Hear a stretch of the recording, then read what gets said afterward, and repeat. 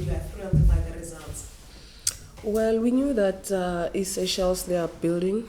It's a process for them, and then for us, it's more of us maybe fixing what we didn't do right in the previous two games, in terms of scoring the goals, in terms of sticking to the game plan of combination, because it's something that we were doing in the training sessions, that we need to have more players moving off the ball so that we create chances for the player who has the ball. So I feel like especially was encouraging Asanda that she needs to be more offensive than being defensive, because most of the goal they're coming from her side, and then there was no pressure on her side. So we said to them that if they overload the other side, the left-hand side, let's use the right-hand side so that we can get space. So it's something that I feel they did very well, and then they stick to the plan, and then I'm happy for them as well. They scored so many goals, and then it gives them confidence.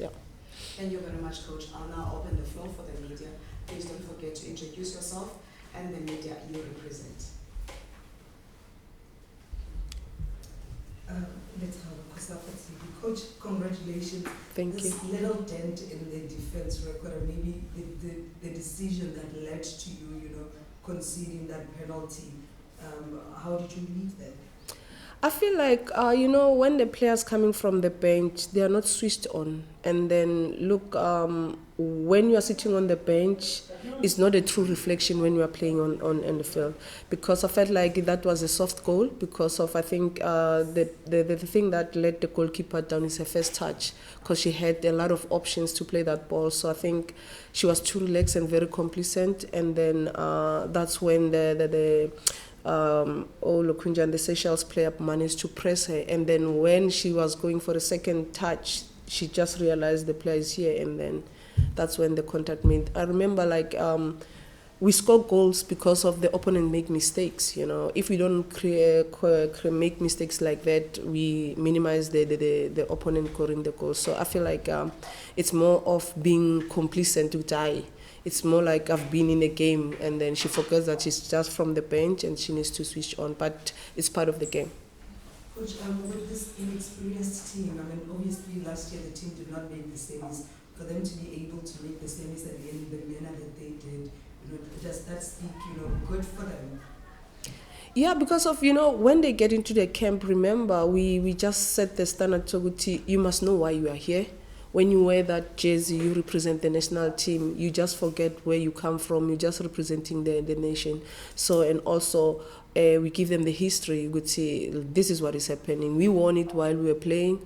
And then also, we are here as coaches to impart that knowledge to them. And then it's not a walk in the park. They might think Guti Kosafa is just a light tournament. When I look at the teams that are here, they're improving each and every time when they come here. Like, I can make an example of Botswana. They used to struggle against us, but now they're getting there. Maybe we can give Sychelles some few years. We can see a difference. Morocco, they are doing well as well because they were struggling. So it's more of the teams that are here. They're looking at what we are doing, and then they're going to implement that side. So for us, we need to be at least 3 steps ahead, 2 steps ahead. So for us to have an inexperienced team, we need to give them such games so that they gain experience and they know what to expect when they go to the international games. You've seen most of the girls obviously over the period of the group stages. Are you feeling confident now going into the knockout phase that they can, now stand strong ground against the much more experienced sides? Yes, most definitely, because of the reason why I've been changing the players is to see the combination and also looking at the opponents that we're going to face, and then to see which player I can use here, because of, remember, the most important thing is what you give us offensive and defensively. So I usually tell them, if you can't give us offensively, something must be done when we lose the ball. Defensively, you need to be there, you need to win the duels, get into the box, header, things like that, so they need to contribute in a different way. So it's something that we are teaching them, because of in our leagues we coach them differently. It's more like if you have a star player, you just give the responsibility to one player. So here it's more of a collective work. When we have the ball, you don't have to defend. If there's a space, you need to assist your winger. If you are a fullback, things like that. So that's how we do combinations, because of, at the end of the day, football evolves. Anyone can score. You're waiting now for the winner in Group D to see who's going to go through. Have you checked out that group? I've been checking them since we started the tournament because I knew that the winner from Group A is gonna face the winner in Group D. So the teams that are playing there, most of them, yes, I've been watching them, looking my highlights, and I know we might play Mozambique if I'm not mistaken, things like that. Yeah.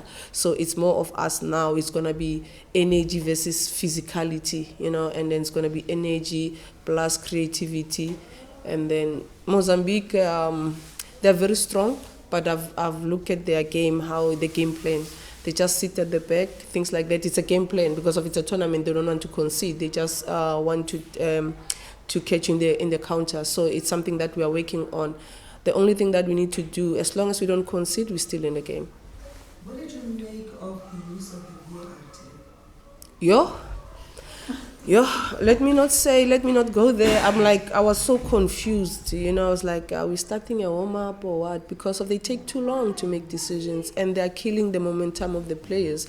Because I knew that ball was going to be a penalty. I knew some certain set piece, like literally, because of now, they mustn't take too long. It's there to assist them, but sometimes I feel like they take too long. They take too long, and it delays. And then when you look at the minutes that they are adding, sometimes I feel like it's too little.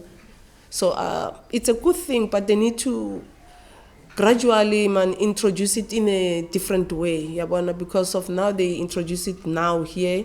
We're going to go to the semis. Now you find out, after VAR, they've checked.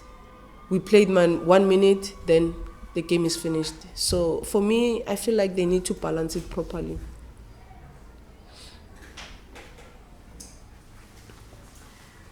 Thank you very much.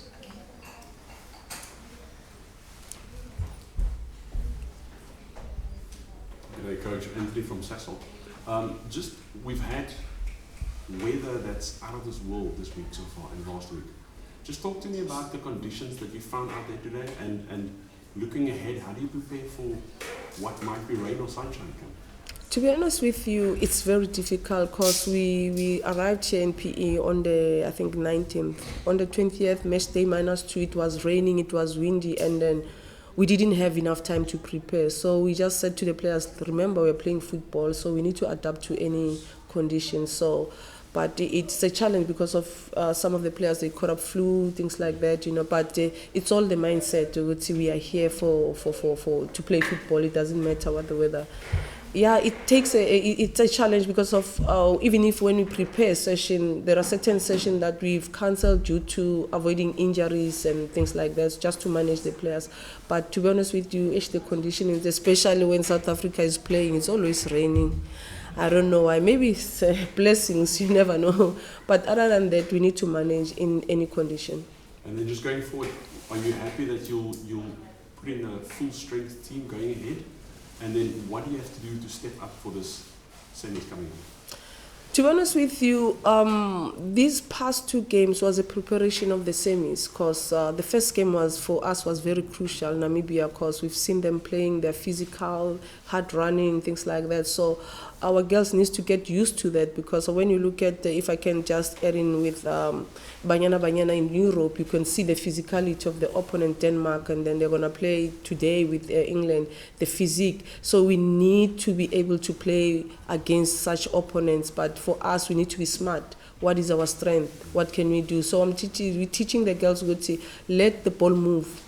And then if it's duels, let's make sure that we compete, because there's nothing we can do with our physicality. But other than that, I think the girls are ready, and we just told them that the semis, it's another stepping stone. So it's a knockout stage. So it's more of us telling them what they need to be mentally strong, emotionally ready for the game. Anything that comes, they must just take it with both hands, Yeah.